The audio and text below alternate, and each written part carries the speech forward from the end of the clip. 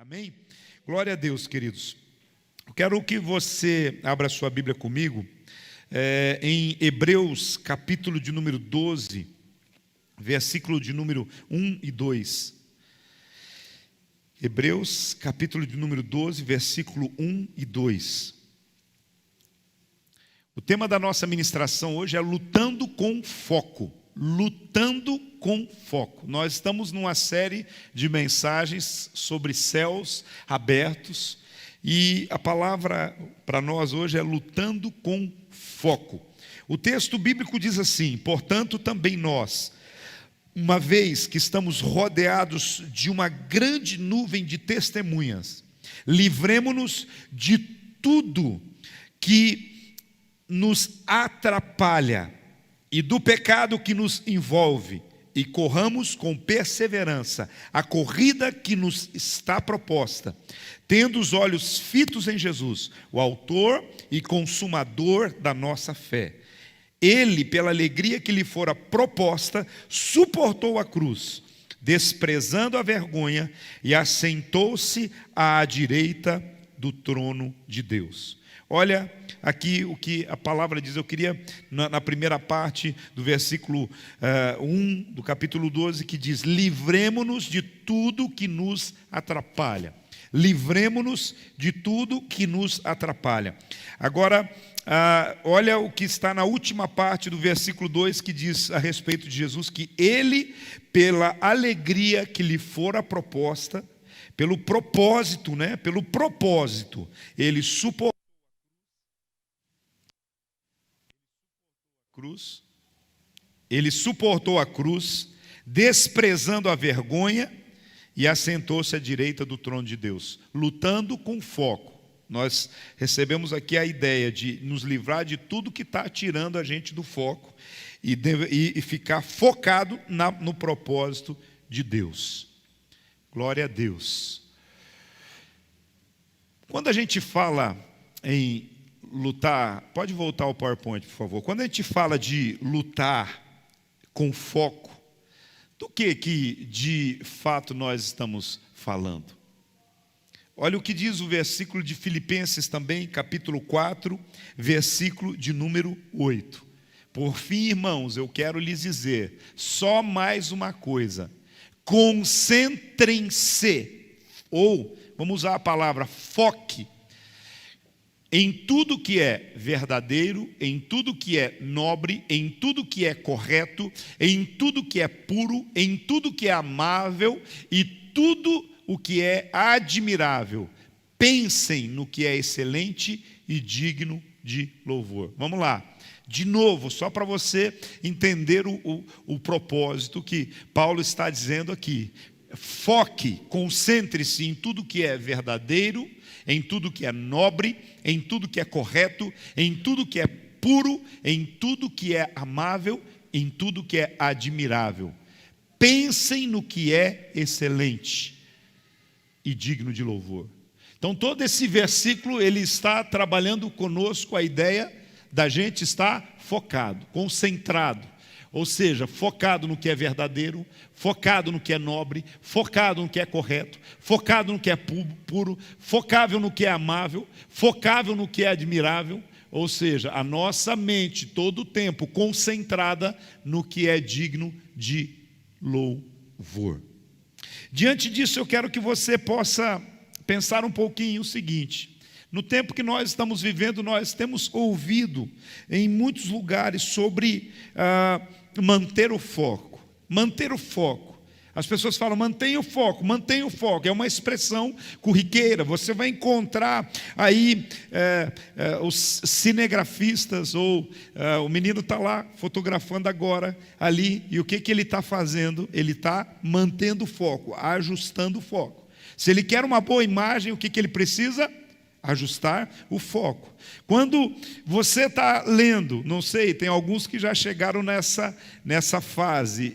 É muito difícil. Eu consigo, assim, olhar para vocês sem óculos é fantástico, é melhor do que com óculos. A distância, para mim, eu vejo muito longe. Agora, quando diz respeito à leitura, eu tenho que colocar isso aqui, porque senão as letras parecem que se movimentam. Não sei se é que acontece com você. Isso é colocar, é focar naquilo que a gente quer. Então, cinegrafistas, fotógrafos, cineastas falam sobre o foco de uma câmera. Agora, você vai perceber que empreendedores, atletas, jogadores de futebol usam essa linguagem. Olha, se a gente quer ser campeão, a gente precisa manter o foco. Tem outros, tipo assim, o Paulinho vai entender bem. Se a gente não quiser cair para a segunda divisão de novo, tem que manter o foco, né? O Paulinho é daqueles que torce para 2 times, porque ele sabe que um tem chance de ser campeão e o outro, né, tem alguma chance. Mas vamos lá, manter o foco. Eu não vou começar a falar desse negócio, senão eu vou perder o foco também, né? Falar de futebol no púlpito é perder o foco do que a gente está para fazer aqui. Mas eu só quero trazer a tua atenção para a gente focar exatamente nisso.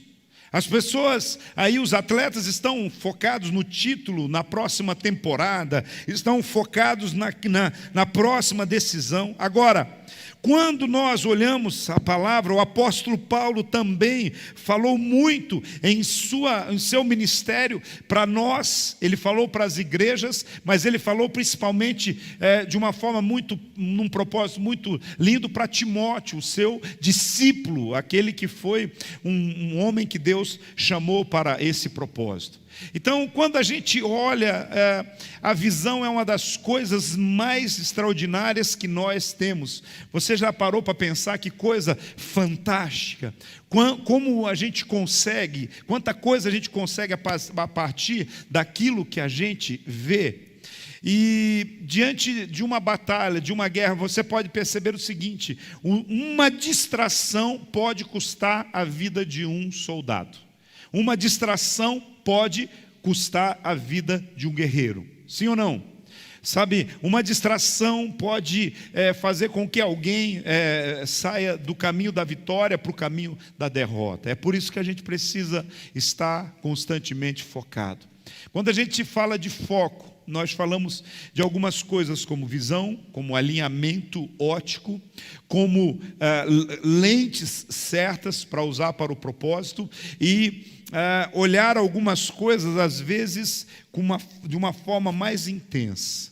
Então, a visão fala de ter bons olhos. Quando o texto bíblico diz, o apóstolo Paulo fala assim, tudo que é puro, tudo que é saudável, tudo aquilo que é abençoador, tudo que é honesto, tudo isso você deve estar focado nisso para a sua vida, ter uma visão. A visão fala de estar com os olhos sempre abertos. A palavra de Deus diz também, olhando firmemente para Jesus, que é o autor e consumador da nossa fé. Para você lutar com foco, você tem que ter uma visão boa, você tem que ter uma visão saudável, você tem que ter uma visão realmente do futuro que Deus tem para você. Você vai entender também o seguinte, que às vezes a gente precisa de um alinhamento óptico. Essa imagem aí é a imagem do telescópio Hubble, que há um conjunto de lentes, de espelhos, de coisas, que há muitas coisas que a gente sabe a respeito do universo, há muitas coisas que a gente descobre, há muitas coisas que vêm até nos beneficiar a partir de um alinhamento, de ajustes, porque não basta ter uma câmera boa na mão, né? Não basta ter uma câmera que custe 5, 10, 70 mil reais. Esses dias eu estava conversando com uma pessoa que trabalha numa grande igreja em São Paulo, que a igreja adquiriu 3 câmeras, pagou 110 mil cada uma, 110 mil reais cada uma. Eu falei, mas existe câmera de filmagem que custa 110 mil reais? Existe. Mas não adianta ter um grande equipamento se não tiver uma pessoa que opere, uma pessoa que alinhe, que ajuste. Essa é uma questão que nós precisamos entender. Deus tem colocado em nós olhos. Deus tem colocado em nós, a Bíblia fala de olhos do coração. Você sabe, tem coisas que a gente tem que ver com o coração, tem coisas que a gente não pode ver simplesmente com os olhos carnais, a gente tem que ver com os olhos do coração, os olhos espirituais. Mas nós precisamos entender o seguinte: não basta eu ter uma boa visão, boas ideias, se isso não estiver alinhado com a vontade, com o propósito de Deus. Eu não sei se você tem visto filmes de guerra ou visto algumas coisas a respeito dos equipamentos de guerra desse tempo, mas você vai perceber que faz parte, muitas vezes, do equipamento de um soldado hoje, um sistema de visão noturna. Sabe aquele negócio que eles colocam nos olhos e pode estar o escuro que for, eles conseguem ver por fontes de calor e tudo mais. Há outros que têm um sistema mesmo como se fosse um binóculo que automaticamente traz e leva, é quase uma visão biônica. O que nós precisamos entender é que, como servos de Deus, nós temos uma visão sobrenatural do Espírito Santo. Então nós temos que alinhar a nossa visão com a visão do céu. Se nós queremos experimentar céus abertos sobre a nossa vida, nós temos que alinhar a nossa visão, a visão do nosso coração, com a visão de Deus para nós, com aquilo que Ele tem estabelecido para nós. E é por isso que nós temos que usar as lentes certas. A vida, ela é vista sempre por algo que nós chamamos de cosmovisão. Cada um de nós tem as lentes que nós usamos. Há até uma história interessante, diz que numa determinada época houve uma seca muito grande nos Estados Unidos, e eles estavam tendo problema com relação ao gado. O gado não queria comer porque o que eles comiam, a pastagem estava amarelada, a pastagem estava ressecada. E agora o que fazer? Eles precisavam se alimentar, e era possível se alimentar, mas eles, por causa da cor, aí o que fizeram? Colocaram lentes, como se fossem lentes, óculos no gado, e o gado eram lentes verdes, e ele voltou a pastar normalmente. Você está entendendo? A vida muitas vezes é isso. Talvez você não está usando a lente certas. Talvez você está olhando para os seus problemas usando a lente do mundo, a lente das impossibilidades, as lentes dos problemas, a lente do que o inimigo coloca para você. Mas nós precisamos colocar nos nossos olhos a lente do céu. Nós precisamos colocar na nossa visão, usar a lente certa, que é a lente da palavra de Deus. Se é uma lente poderosa para nós, para a visão de mundo que nós precisamos ter, é a palavra de Deus para a nossa vida. Você consegue entender isso e receber isso na sua vida? Se você começar... É só você olhar, nós estamos aí saindo de uma pandemia e, graças a Deus, estamos superando alguns resquícios, algumas coisas por aí. Mas você lembra qual é a lente que a maioria das pessoas viram a pandemia? Eles viram pela lente da Globo, pela lente assustadora das milhões de mortes, de isso, daquilo, e as pessoas estavam desesperadas, amedrontadas, enquanto aqueles que veem as dificuldades, as lutas pela lente do céu, elas sabem que ainda que eu ande pelo vale da sombra e da morte, eu não temerei mal algum, porque tu estás comigo. Davi, ele via os seus problemas e as suas dificuldades com as lentes certas, que é a lente do céu, das verdades de Deus para a sua vida e para a sua casa. E por final, queridos, há alguns momentos que nós precisamos de ter uma lupa.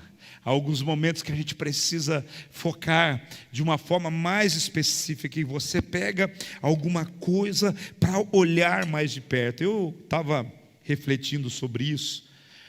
E é incrível porque o tema dessa ministração ele faz parte de uma série de mensagens. Mas hoje à tarde o Espírito Santo veio assim, moeu e mudou, falou assim: vai refletir, vai receber, eu tenho algo novo para ministrar ao seu coração. Então vamos lá. Eu estava refletindo, ouvindo aquilo que o Senhor estava ministrando, e uma das coisas que me veio à memória quando eu olhava e pensava sobre a questão de lutar com as lentes certas, Vocês já ouviram falar do poder que existe numa lente ou até num pedaço de vidro, quando refletido o sol em alguma coisa seca, palha seca? Vocês já ouviram falar que muitas a Europa, grande parte da Europa tem ardido em chamas nesses dias com temperaturas de até 47 graus. Os Estados Unidos, principalmente a região da Califórnia, tem sofrido, são países altamente desenvolvidos, têm sofrido, e algumas vezes existem alguns problemas tipo incêndios criminosos. Mas você sabia que boa parte dos incêndios começam a partir de um vidro, alguma coisa que o sol reflete, esquenta e começa a queimar? Vocês já ouviram? Eu já fiz essa brincadeira de criança com a lupa mesmo. Eu já peguei isso, já coloquei algumas folhas, e é incrível, parece um milagre que acontece. Você está entendendo? Deixa eu falar uma coisa para você. Tem algumas coisas que nós precisamos fazer e deixar e usar uma lupa na nossa vida. Nós temos o costume muitas vezes de usar lupa para ver o defeito dos outros.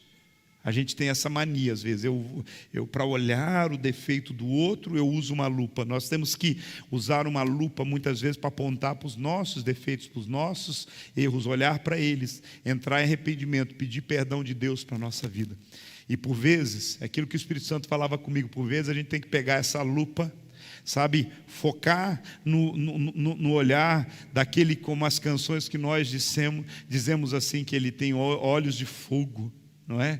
E dizer assim: Senhor, pode olhar por essa lupa e que esse fogo possa queimar toda a impureza do meu coração, dos meus sentimentos e da minha vida. Mas às vezes nós temos que usar uma lupa para termos uma visão clara do que a palavra de Deus está dizendo para nós, não só o básico, porque às vezes eu leio um texto bíblico e eu vejo apenas uma revelação. Agora, quando eu olho mais de perto, quando eu leio de novo, sabe? Hoje de manhã eu ainda brincava com a Isabelle a respeito do pastor, estava pregando, e foi uma mensagem muito tremenda. Ele falou sobre Abraão, Isaac e Jacó. Mas o texto falava a respeito de o chamado de Deus a Moisés. O chamado de Deus a Moisés. Deus chega para Moisés e diz para ele assim: eu sou o Deus do teu pai, de Abraão, de Isaac e de Jacó. E a gente sempre fica no Abraão, Isaac e Jacó, e a gente esquece que Deus fala: eu sou Deus do teu pai.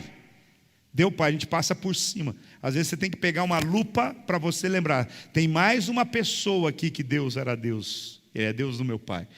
O foco do pastor era falar sobre Abraão, Isaac e Jacó. Eu não estou questionando a mensagem dele. Eu só estou usando um exemplo que eu disse para ela. Você percebeu no texto que está dizendo: eu não tinha, não é que você me disse, eu não tinha percebido. Então, aí ela assim: mas quem era o pai de Moisés? Boa pergunta. É por isso mesmo que a gente tem que olhar com lupa para fazer algumas perguntas, porque eu quero dizer para você: não existe perguntas que você faça para Deus que fiquem sem respostas. Fala para a pessoa que está ao seu lado: não existe perguntas que você faça para Deus que fique sem respostas. Deus, vocês não perguntaram, gente. Olha para o outro e pergunta. Fala, diz para ele: não existe perguntas que você faça para Deus que fique sem respostas. Sabe? Talvez você está ficando sem resposta porque você não tem perguntado. Então mas não é pecado perguntar algumas coisas. Nada é pecado. Deus é pai. Você pode perguntar qualquer coisa para o seu pai e ele vai te responder. Posso garantir uma coisa para você: às vezes você não vai gostar da resposta. Esse que é o problema. Tem muita gente que não pergunta porque às vezes não gosta da resposta. Não é, Cecília? Às vezes por que você não... vai que ele vai me... Mas é melhor ter a resposta, porque pelo menos você sabe o que Deus pensa a respeito disso tudo. Mas deixa eu seguir aqui. Quero convidar você nessa noite a refletir um pouquinho sobre isso que a palavra de Deus tem sobre nós, lutar com foco. Então, com a visão certa, ter as ferramentas certas, ter o foco certo, ter a lente certa. Isso é importante para você não apenas lutar, mas para você ser uma pessoa vitoriosa. né? Então, diante disso, nós precisamos entender o que Hebreus 12:2 diz. Portanto, também nós que uma vez estamos rodeados de uma grande nuvem de testemunhas, livremo-nos de tudo aquilo que nos atrapalha. Estar focado é a gente aprender a livrar de tudo que nos atrapalha e do pecado que nos envolve, para correr com perseverança a corrida, tendo os olhos fitos em quem? Os olhos fitos, fixados em Jesus. É importante a gente entender isso. Foco em Jesus, foco na cruz, foco na redenção, foco na promessa, foco naquilo que Ele tem colocado diante de nós. Manter o foco, isso é importantíssimo para a nossa vida. Essa é a coisa mais importante para a nossa vida. Eu queria falar um pouquinho com vocês sobre as batalhas que nós precisamos vencer. Focado para vencer, lutando com foco, focado para superar os desafios, lutando com foco, focado debaixo do propósito. Quando nós olhamos para a palavra de Deus, o apóstolo Paulo, quando ele conversa um pouquinho conosco sobre os textos que nós lemos aqui, e mais especificamente nós vamos transitar um pouquinho em 2 Timóteo, na carta de Paulo, na segunda carta de Paulo a Timóteo. Paulo, ele sabia do resultado do julgamento que ele ia ter em Roma. Paulo, quando ele está escrevendo e falando com Timóteo, ele sabe que são as suas últimas palavras, que são as suas últimas comunicações, que em poucos dias ele iria, de fato, ser morto. Na verdade, não tinha chance, já estava decidido. Ou seja, não tinha recurso, apelação, ele já tinha apelado a Roma e lá ele sabia o seu fim. Seguramente Paulo estava recordando e falando, lembrando do que aconteceu com Paulo. Por que eu estou usando Paulo? Porque vocês lembram da experiência que o apóstolo Paulo teve? A experiência quando ele era Saulo de Tarso. Você lembra?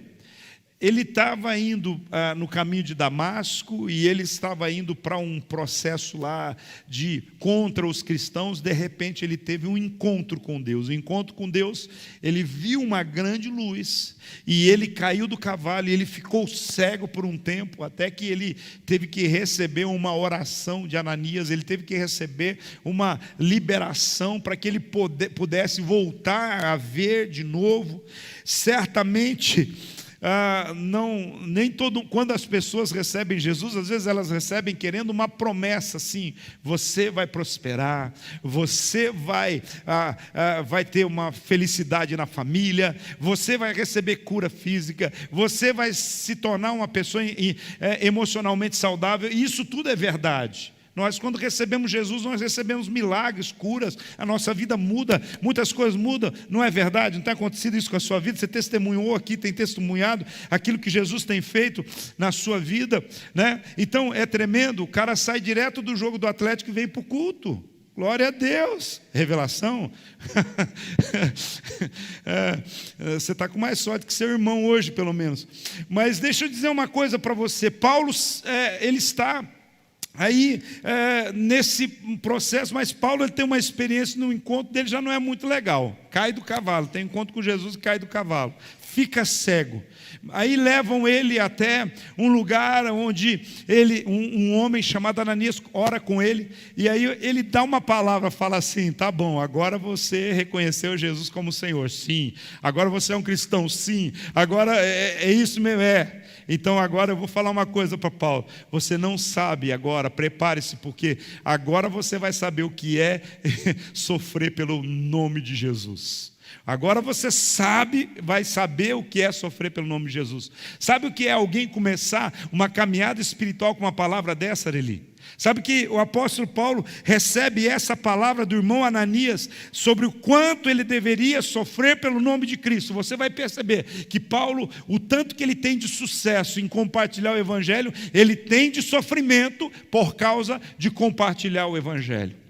E ele sofreu até o fim. E eu penso que Paulo, aqui no final da sua vida, ele está lembrando, no final do seu ministério, que tudo valeu a pena, mas que ele realmente sofreu tudo isso. Mas deixa eu dizer para vocês, no final da vida de Paulo, do apóstolo Paulo, você vai perceber que o que angustiava Paulo não era o fato dele saber que ele ia morrer, não era o fato dele saber que ele estava preso, que ele ia morrer, que tudo isso, não era isso, que ele ia sofrer mais e mais até o final da sua vida. O que angustiava Paulo era olhar e perceber que o futuro da igreja estava em perigo.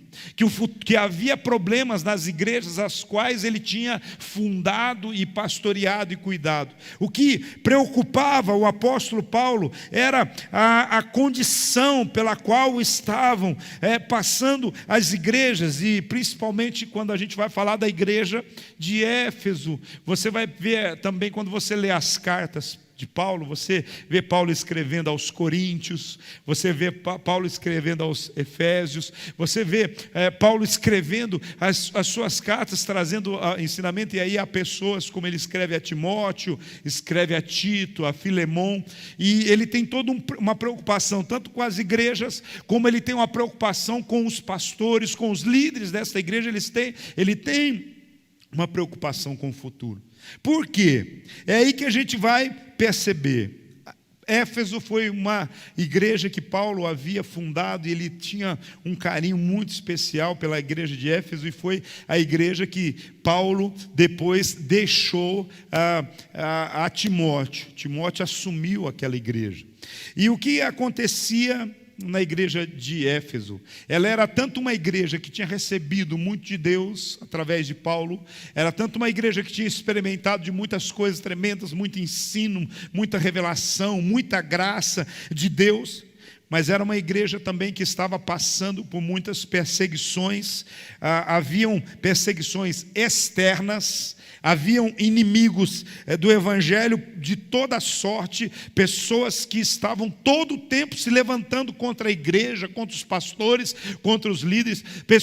Haviam detratores, haviam pessoas que estavam falando mentiras o tempo todo da igreja, estavam conspirando contra a segurança dos irmãos, e irmãos estavam sofrendo atentados. O apóstolo Paulo mesmo, por muitas vezes, estava ali correndo risco de vida, ou seja, havia pressão de todos os lados no sentido de tentar impedir que aquela comunidade cristã progredisse. Eu quero dizer para você acha que que é diferente hoje com relação à igreja de Jesus? Você acha que é diferente hoje?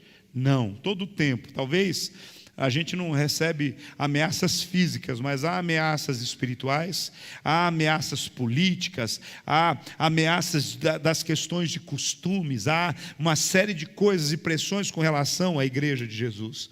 Mas havia um problema também, porque quando a igreja está passando por pressão só externa, eu quero dizer para você, ela cresce, ela se fortalece, porque ela se une para orar, ela continua firme. Mas a igreja de Éfeso também, ela estava passando por problemas internos, haviam convulsões, haviam assim, entre os próprios irmãos, tinha inveja, tinha fofoca, tinha gente que falava um do outro, tinha um problema ainda, que Paulo era o líder daquela igreja, o pastor daquela igreja, agora ele passa a igreja para um jovem, que era Timóteo, e tinha muita gente que não aceitava isso. Havia tantas dificuldades, ou seja, a ausência de Paulo e a liderança de Timóteo, um jovem, parece que mexeu com as situações da igreja de Éfeso. Aí como resolver isso? Só Jesus na causa, só continuando uma luta com foco.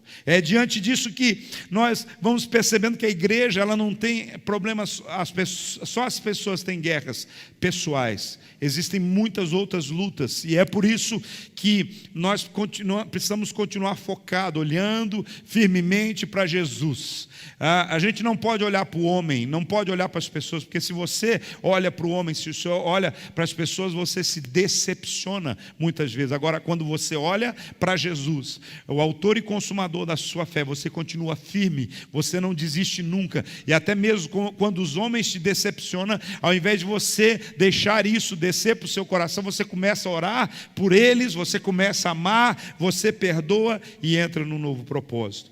Mas nós vemos uma segunda luta aqui, são as lutas enfrentadas por Timóteo, né? O jovem pastor daquela igreja. Se você abrir aí 2 Timóteo, capítulo 4, eu não tenho tempo de fazer toda a exposição bíblica aqui, mas você pode abrir isso e ver no capítulo 4 de Timóteo, você vai encontrar todo o desafio que ele estava enfrentando. Timóteo era aquele jovem pastor. Tinha algumas coisas que a gente vai perceber. Tem uma carta escrita em 1 e 2 Timóteo. Timóteo era o case de sucesso do apóstolo Paulo. Foi quem ele mais investiu. Foi para deixar ali o seu legado ministerial. Porque ele tinha excelentes qualidades espirituais. Mas, como está aí colocando, alguns problemas que Timóteo estava passando.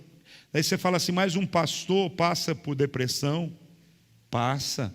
Um pastor pode ser inconstante? Sim. Medo, covardia, sabe? Timóteo era jovem e ele passou por esse problema de depressão, inconstância, temor, covardia diante dos desafios.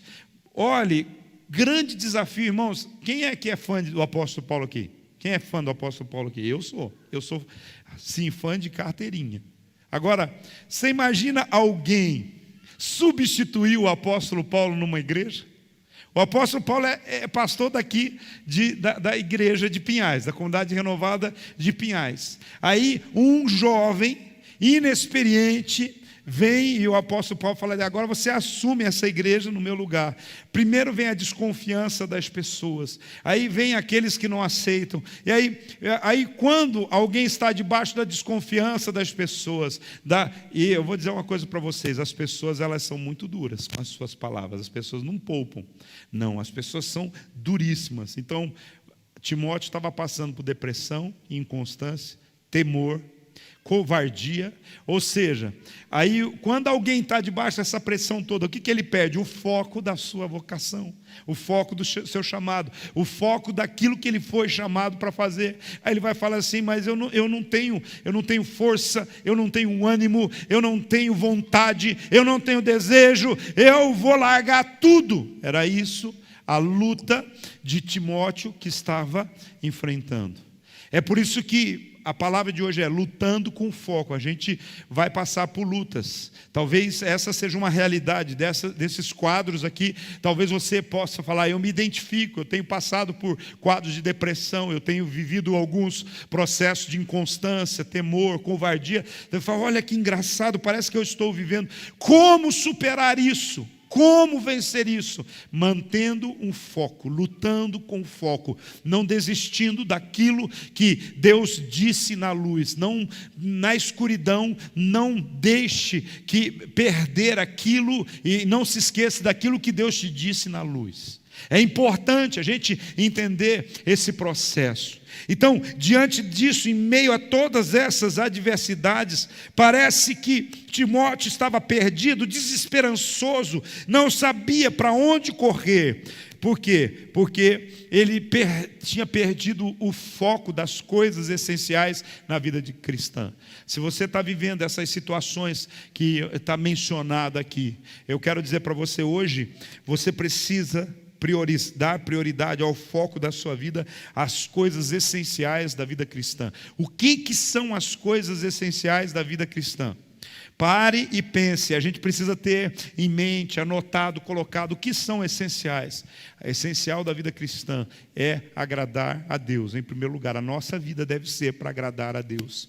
Essencial para a vida cristã é ser semelhante a Jesus, é ser santo como é Jesus. Essencial na vida cristã é ter uma vida de devoção, linkada com as práticas devocionais, de estar focado na palavra, na oração, no jejum, na contemplação, em estarmos muitas vezes meditando e procurando ouvir o que Deus tem para falar conosco. A gente precisa, mesmo em meio à luta e à dificuldade, estar focado, não perder o foco das prioridades que existem na nossa vida cristã. Talvez o fato de você estar sem rumo é porque não tem conseguido lutar com foco, focado no que é realmente essencial na sua vida. Então nós vemos as lutas da igreja de Éfeso, nós vemos as lutas de Timóteo, nós vemos as lutas enfrentadas pelo próprio apóstolo Paulo. Quando nós vemos o apóstolo Paulo, parece assim que no final dos escritos do apóstolo Paulo, ele faz aquele apelo ao seu filho na fé, Timóteo. Capítulo 4 aí, você vai encontrar de 2 Timóteo. 2 Timóteo é uma carta muito pessoal. Ela é uma carta que mostra um Paulo apaixonado, mesmo no final da vida, cheio de esperança, com convicção de que Deus iria fazer coisas grandes na vida de Timóteo. Irmãos, é por isso que eu busco e eu aprendi isso, que todo pastor ele deve ler pelo menos 2 vezes por ano as cartas pastorais. Ele precisa ler de novo para poder se encorajar, para poder se apaixonar. Todo crente precisa ter esse foco. E eu vejo aqui o apóstolo Paulo, nesse tempo, falando palavras de expectativas. Ele está perto da morte, ele está perto do fim. Ele podia agora ficar ali só relembrando de coisas que aconteceram no passado. Não, ele continua focado no futuro, porque ele sabia que Deus tinha coisas grandes para fazer. Ele fala da sua morte, mas ele não fala pensando em derrota, ele fala pensando em vitória. Ele fala colocando para Timóteo exatamente todas essas coisas. Tanto é que no momento ele disse para Timóteo assim: traga João Marcos comigo, contigo, porque está chegando o fim, não vai ter mais oportunidade. Traz os meus livros. Ele dizia ainda: eu quero os meus livros, porque eu quero continuar lendo. Aí ele fala assim: mas quem está para morrer, por que quer ver livro ainda? Por que quer ler livro ainda? Tem gente que tem a vida inteira pela frente e não quer ler. E Paulo está quase morrendo, fala assim: não esquece de trazer os meus livros. Sabe, quando a gente olha para Paulo, nós olhamos para a luta de Paulo, e ele fala para Timóteo sobre os desafios que ele tinha enfrentado no seu apostolado. Paulo, esse cara que a gente é fã, esse cara que o mundo da época foi impactado, e o mundo de todos os tempos foi impactado, ele foi esquecido, abandonado, traído, aprisionado e por fim condenado à morte. E a gente fica fazendo beicinho porque o pastor ou porque o líder de célula esqueceu de me dar parabéns no dia do meu aniversário. Não deixou nem uma mensagenzinha no Facebook. Não vou mais na igreja. A gente fica de beicinho porque isso, aquilo. Deixa eu olhar uma coisa para você. Paulo, esquecido, abandonado, traído, aprisionado e, por fim, condenado à morte. Mas ele dizia assim: nada tenho a minha vida por preciosa, contanto que eu possa cumprir até o fim o chamado, o propósito, aquilo que Deus colocou em mim. Às vezes a gente gosta de Paulo só quando a gente precisa fazer declarações: tudo posso daquele que me fortalece. Sim, Paulo estava no meio dessas traições. Paulo, no meio do esquecimento, do abandono, das traições, das prisões e do decreto de morte, ele estava ali declarando: tudo posso daquele que me fortalece. Você está entendendo? Que tipo de crente você é? Um crente mimimi? Hoje Deus te trouxe aqui, Deus nos trouxe aqui, Deus mudou essa palavra hoje à tarde. Eu tinha algo, os irmãos líderes de célula até sabem, porque tinha antecipado a palavra bíblica das células, algumas anotações ali, mas eu quero dizer para você, o Senhor está falando conosco aqui hoje, porque o que parece, quando a gente olha, Paulo está parecendo que está gritando aí, trazendo nesse momento de reflexão, ele estava lembrando ali tristemente de algumas situações, lá no capítulo 4, versículo 16, de 2 Timóteo, ele diz assim: ninguém foi a meu favor, todos me abandonaram, os amigos me abandonaram, ninguém foi capaz de me defender diante das coisas que eu estava passando. Mas Paulo está dizendo assim: ô meu amigo, sabe por que ele está fazendo isso? Ele está chacoalhando Timóteo, que o Timóteo está ali depressivo, medroso. Timóteo está ali, faço ou não faço? Ele está ali com medo do que vai acontecer. E a gente vê, traduzindo a palavra, Paulo como que dizendo para Timóteo assim: olha, eu passei por tudo isso que eu disse para você, mas eu quero aqui te dar um choque de realidade e dizer para você que, apesar de esquecido, traído, abandonado, aprisionado, condenado à morte, mas eu quero dizer para você: eu não perdi o foco. Eu corri a carreira, eu combati o combate, eu guardei a fé, eu mantive firme, eu perseverei, eu mantive a tocha acesa, eu estou prestes a cruzar a linha de chegada. Você está comigo, irmão? Paulo está falando assim: você não passou por nada disso ainda, Timóteo. É só gente falando mal de ti, vão falar mesmo. Todo mundo que está dando certo, alguém vai falar mal. Todo mundo que está fazendo as coisas certas, vai se levantar oposição. Ele está dizendo: Timóteo, olha, tudo isso que eu passei, eu quero que você só tenha uma coisa: eu não perdi o foco, eu continuo firme, entendendo que eu tenho uma carreira, um combate, que eu continuo combatendo, e eu não perdi a fé em meio às guerras. Lutar com foco é entender que você vai passar por guerras, por lutas, por dificuldades, sem perder a fé. Deixa eu dizer para você, eu não quero dizer para você que isso é fácil. Essa palavra não é só para você, é para mim, é para o pastor Valdomiro, é para o pastor Paulinho, é para os pastores que estão aqui. Porque deixa eu dizer para você, talvez as pessoas que são mais pressionadas a perder a fé em algum momento somos nós, porque nós acreditamos em Deus e acreditamos nas pessoas. Deus nunca nos abandona e nunca nos deixa na mão. Agora, as pessoas, muitas. E às vezes, por causa das pessoas, a gente quer perder a fé em Deus e no propósito e no chamado. Mas se isso acontece com um pastor, quanto mais com as ovelhas. É por isso hoje que eu estou dizendo aqui para você: lute com foco. Lute focado na promessa.